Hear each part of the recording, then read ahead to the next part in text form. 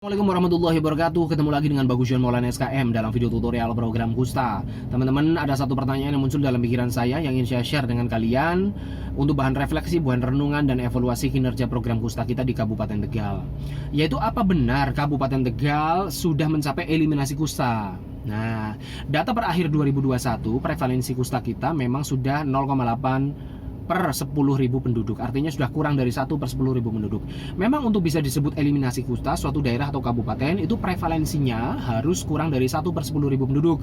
Prevalensi itu angka kesakitan pasien baru dan lama yang terdaftar pada satu akhir tahun tertentu dibagi jumlah penduduk dikali konstanta. Dalam hal ini konstantanya adalah 10.000 penduduk. Nah, memang sih kita sudah 0,8, sudah kurang dari 1.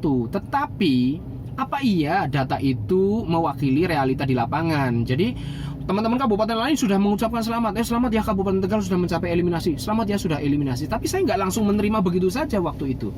Wait, tunggu dulu. Itu angka tersebut bisa jadi hanya on paper, di atas kertas, di atas meja. It's not merepresentasikan realita di lapangan. Ya, seperti kita tahu nih, tahun 2020, tahun 2021 kita disibukkan semuanya oleh COVID. Pandemi COVID mengakibatkan kita semua resources ke situ semua, pikiran, tenaga, waktu ke situ semuanya. Akhirnya banyak sekali program-program lain terbengkalai, termasuk Kusta.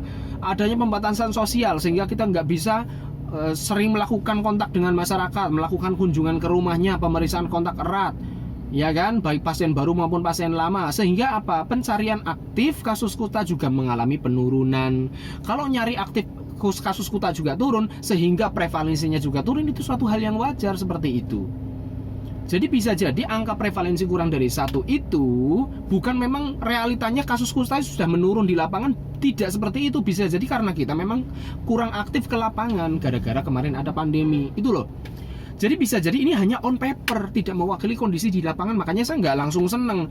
Dan saya memprediksi ini, kalau misalkan pandemi sudah turun, kita aktif lagi mencari, bisa jadi kita akan nemu pasien banyak, prevalensi kusta kita akan naik lagi. Dan itu terbukti. Data per akhir 2022 kemarin, prevalensi kita naik lagi jadi 1,16 per 10.000 penduduk. Halo, gimana?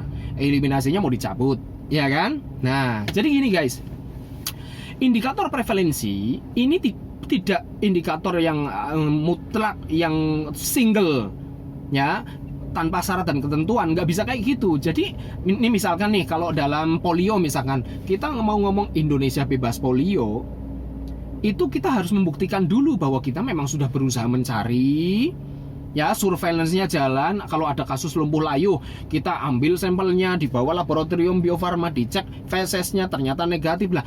Setelah kita menjalani seperti itu, laporan juga ketepatan kelengkapannya oke, barulah kita berhak ngomong bahwa Indonesia itu nggak ada polio lagi karena kita sudah membuktikannya.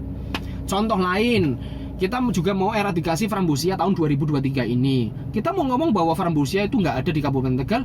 Loh, apakah Anda ngomong seperti itu sudah berusaha mencarinya? Kalau Anda cuma di atas meja kayak gini, saya juga bisa ngomong Kabupaten Tegal sudah nggak ada frambosia. Buktinya saya nggak ketemu. Lah, emang Anda sudah mencari di mana? Wong Anda nongkrong di atas meja doang, ya kan?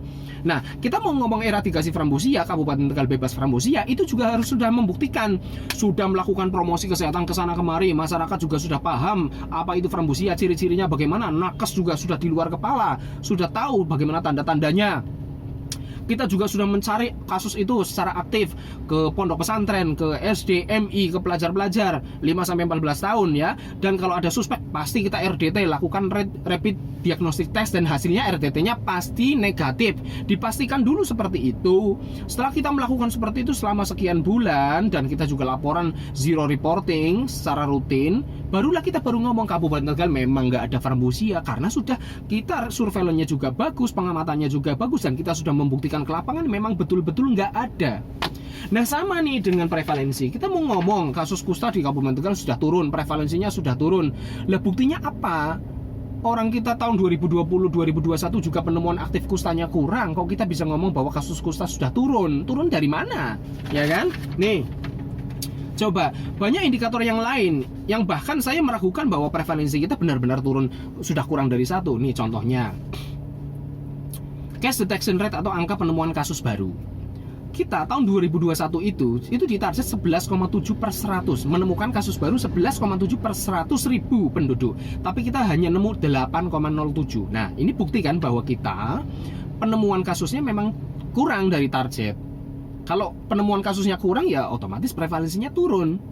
Ya, tahun 2022 kemarin targetnya kita menemukan kasus 11,5 per 100 ribu penduduk, tapi kita menemukan 10,04. Nah, masih kurang kan?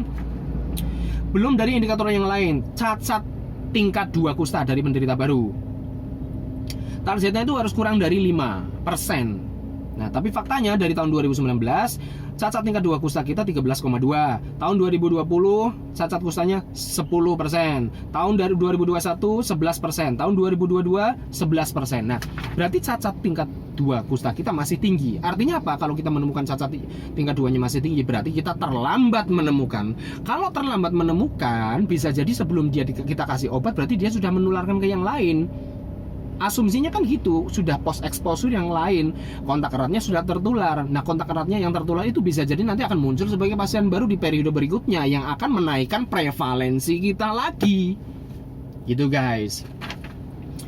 Kasus kusta anak, ya, kasus kusta pada anak dari penderita baru yang kita temukan itu targetnya kurang dari 5%, tapi dari tahun 2019 nih kita baca 7%, tahun 2020 15%. Ini paling tinggi selama 20 tahun terakhir. Coba kalau kita menemukan kasus kusta pada anak itu 15%, lebih dari target ya.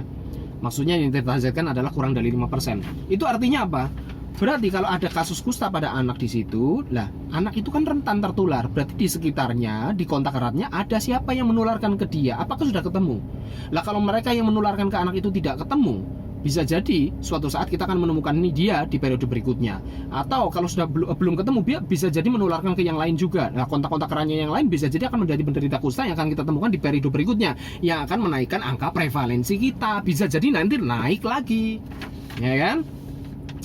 RFT rate atau angka kesembuhan atau angka kepatuhan berobat targetnya lebih dari 90%. Tapi faktanya dari tahun 2019 sampai tahun 2022 kemarin kita kurang dari 90%. Nah, ada lagi kasus ganti tipe, masuk kembali, relapse dan sebagainya. Beberapa kasus tersebut sebelum dia menjumpai atau minum obat yang tepat, kan dia masih menularkan juga. Nah, menularkan kepada siapa? Bisa jadilah itu kontak eratnya itu sekarang masih hidden case, kasus tersembunyi, tapi suatu saat dia akan muncul sebagai penderita baru yang akan menaikkan prevalensi kita lagi.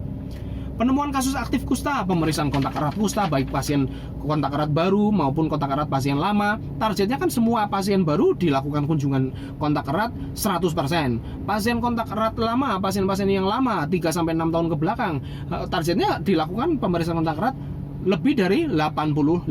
Tapi kan kita tidak pernah sampai angka segitu. Artinya penemuan aktif kusta kita memang kurang. Lah kalau kita nggak aktif menemukan seperti itu, surveillance-nya juga mentah, terus indikator-indikator lain tadi malah mengindikasikan suatu saat bisa jadi prevalensi kita naik lagi, dan itu nyata. Saya sudah bilang akhir 2021, saya bilang ini saya belum bisa nerima nih bahwa prevalensi kita kurang dari 1/10.000 penduduk. Pasti nanti suatu saat akan naik, dan itu terbukti guys. So, jadi jangan puas dulu dengan angka-angka pencapaian program on paper saja jika itu tidak mewakili kondisi di lapangan. Terima kasih, semoga ini bahan renungan kita untuk memikirkan nih caranya gimana nih biar prevalensi benar-benar turun dan kondisi lapangan juga memang turun, tidak hanya on paper. Terima kasih. Assalamualaikum warahmatullahi wabarakatuh.